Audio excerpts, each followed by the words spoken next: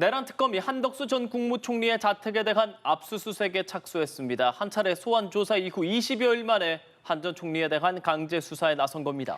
취재 기자 연결해 알아보겠습니다. 진기훈 기자 전해주시죠. 네, 내란 특검팀이 마련되어 있는 서울고등검찰청에 나와 있습니다. 내란 특검팀은 오늘 오전부터 한덕수 전 국무총리의 자택 등에 대한 압수수색을 진행하고 있습니다. 한 전 총리는 내란 중요 임무 종사와 위증 등의 혐의로 특검의 수사 대상에 올라 있는 상태입니다.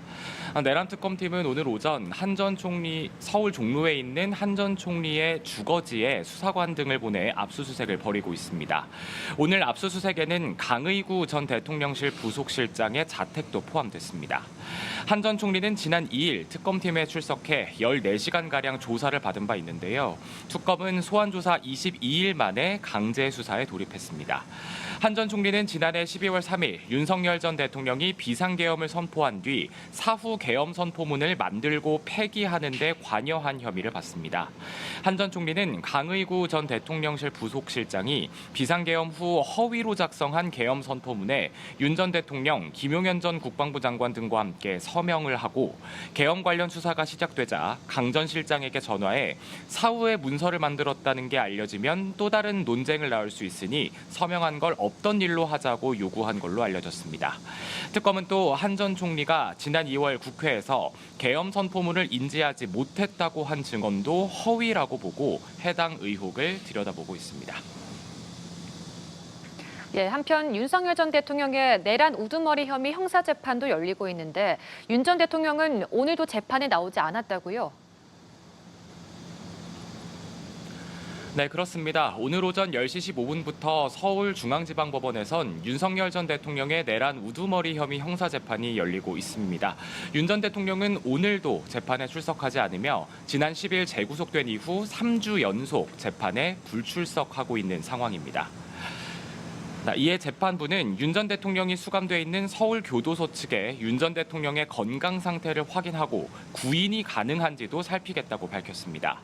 오늘 재판에서 특검 측은 윤 전 대통령에 대한 구인영장 발부와 신속한 재판을 위해 하계 휴정기 추가 기일 지정 등을 요청했는데요.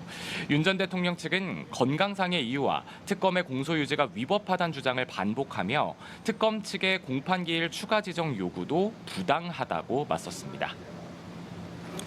네, 진 기자, 이번에는 순직해병 특검팀 관련 소식 전해주시죠.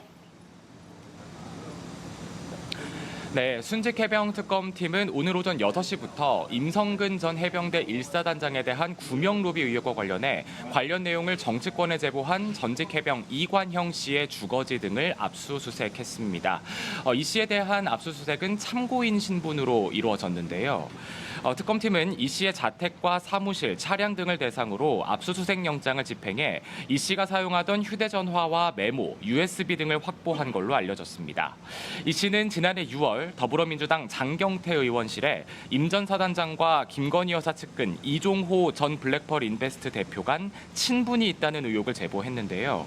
이후 두 사람이 실제로는 친분이 없다는 사실이 밝혀지자 이 씨는 장 의원 측이 구명 로비가 거짓이어도 상관없고 이걸 타고 김건희로 가면 된다며 제보 내용을 조작했다고 폭로한 바 있습니다. 한편 해병특검은 압수수색을 통해 확보한 조태용 전 국정원장의 휴대전화 내역을 내란 특검과 공유하고 이종호 전 대표 휴대전화와 USB는 김건희 특검과 공유했다고 밝혔습니다. 지금까지 서울고등검찰청에서 연합뉴스TV 진기훈입니다.